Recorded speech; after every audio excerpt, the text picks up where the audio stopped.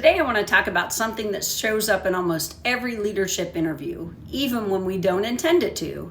That is unresolved adversity. Unresolved adversity, who talks about it? Well, I'm Dr. Amy Serafini, and I share thoughts and ideas about personal and professional development.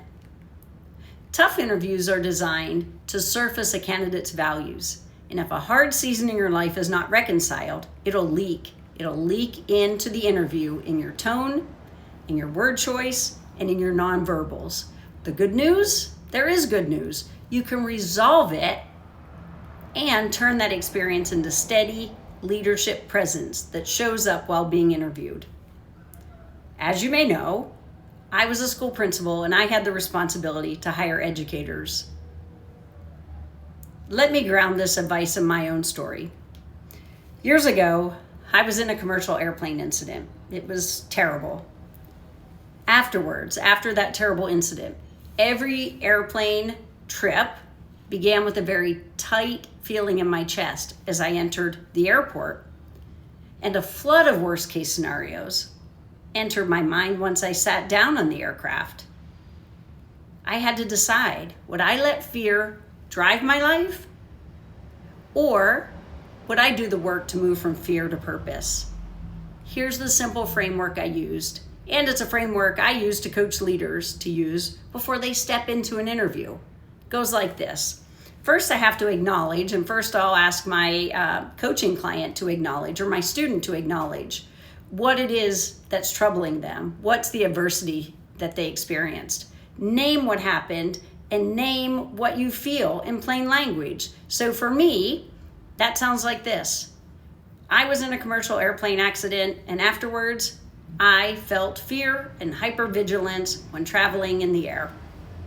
The second piece of advice is to regulate yourself. Well, what does that mean? That means give your body a way to calm back down. Everything is felt in the body. Therefore, I focused my mind on what I had learned about aviation and human performance. I kept at it until I could tell the story without a spike in heart rate or defensiveness about the aviation industry. My third piece of advice is actionable. Take action. Translate the values that particular experience clarified into repeatable leadership behaviors. For me, my adversity clarified steadiness, preparedness, and care for people under stress. So now let us connect that work to the interview chair. Once you're in the interview chair, when you walk into an interview with a resolved story, you can offer a clear, values-forward narrative that centers your current practice. You won't be centered on pain. You'll be at peace with any pain and suffering that you experience. So why does all of this matter? Why am I coming on here today to talk about adversity and an interview? Leadership interviews are not only about what you know, they are about whether people feel settled following you when things get bumpy. A resolved narrative communicates, I have done my inner work, I am steady, and I am ready to lead. If this resonates with you and you want help in shaping your story, I coach aspiring school leaders at Auburn University.